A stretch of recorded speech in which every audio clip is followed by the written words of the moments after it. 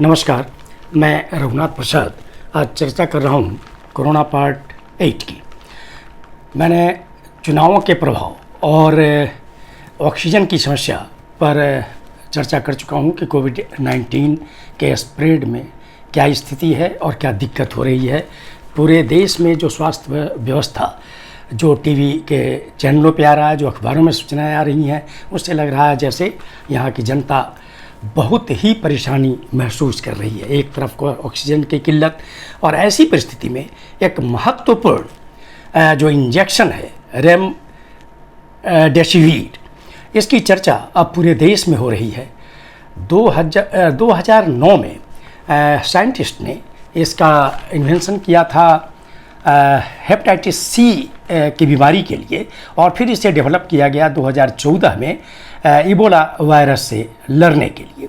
भारत में जब पहली लहर आई कोविड-19 की 2020 में, उस समय पूरे देश में डॉक्टर्स ने गंभीर मरीजों के लिए रेमडेसिविर को प्रिस्क्राइब करना शुरू किया और ज़रूरत के अनुसार 1 से 6 वायल तक देने की प्रक्रिया इसमें अपनाई जा रही है। और इसमें यह है कि 12 वर्ष से ऊपर की उम्र होनी चाहिए, 40 किलो से ऊपर वज़न होना चाहिए, लेकिन लीवर और किडनी के जो पेशेंट हैं उनको संभवतः ये प्रिस्क्राइब नहीं किया जा रहा है।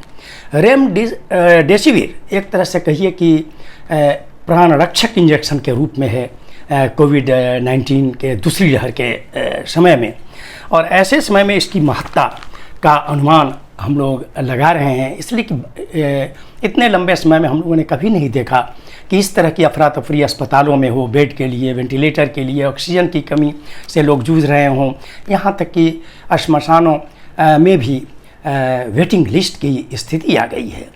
रेमडेसिविर ये अमेरिका की एक कंपनी है मेसर्स जिलीड साइंसेस, उसके साथ भारत की 7 मेडिकल कंपनियों का एग्रीमेंट है, उसके तहत यहाँ पर निर्माण होता है। और अभी जो हमारे यहाँ उत्पादन की स्थिति है, यह प्रति माह 38,80,000 इंजेक्शन की है। भारत सरकार ने अभी ऐसी व्यवस्था की है 7 अन्य साइट्स को, ऐसी भी चर्चा है कि कुछ और अन्य साइट्स को भी स्वीकृति दी गई है, और ऐसी व्यवस्था की जा रही है कि कम 30 लाख और अतिरिक्त उत्पादन प्रति माह रेमडेसिविर का हो, और ये कुल उत्पादन 78 लाख की स्थिति में आ जाए। एक अच्छी और सुकून भरी खबर है कि भारत सरकार के इस निर्णय के साथ ही कई देशों ने हमें ऑक्सीजन सामग्रियां और रेमडेसिविर जैसी प्राणरक्षक इंजेक्शन हमें सहायता के रूप में उन्होंने देना प्रारंभ किया है। काफ़ी खेप आ भी गई है और धीरे धीरे अब सिचुएशन ईज होने की स्थिति में है।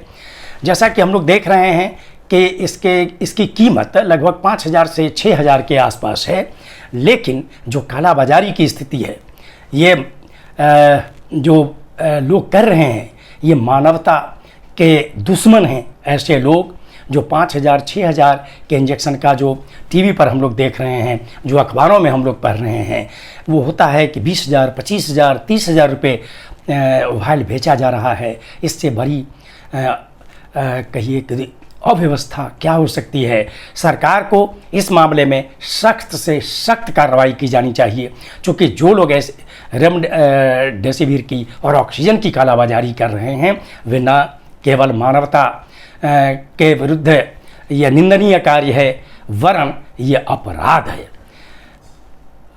मैं भारत सरकार से और सभी राज्य सरकारों से अनुरोध करता हूं कि जैसा कि भारत सरकार के जो स्वास्थ्य के सलाहकार हैं, वैज्ञानिक, उन्होंने परसों जो अपना वक्तव्य दिया, उसमें उन्होंने कहा कि समय तो नहीं बतलाया जा सकता, लेकिन तीसरी लहर संभावित है, और तीसरी लहर से जूझने के लिए निश्चित तौर पर सरकार का यह दायित्व बनता है, देशवासियों के हित में, 140 करोड़ जनता के हित में, कि अभी से ही इस तरह की तैयारी की जाए कि अस्पतालों में बेड की कमी नहीं हो, वेंटिलेटर की कमी नहीं हो, ऑक्सीजन की कमी नहीं हो, दवाओं की कमी नहीं हो, रेमडेसिविर जैसी इंजेक्शन की कमी नहीं हो। ये वीडियो आपको अच्छा लगा हो तो इसे लाइक करेंगे, शेयर करेंगे। अब तक अगर आपने हमारे चैनल को सब्सक्राइब नहीं किया तो इसे सब्सक्राइब करेंगे बेल आइकन को टच करते हुए, ताकि मेरे हर आने वाले वीडियो का नोटिफिकेशन आपको मिले।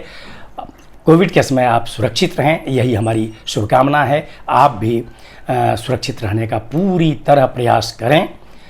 आप सभी लोगों को बहुत बहुत धन्यवाद। जय हिंद।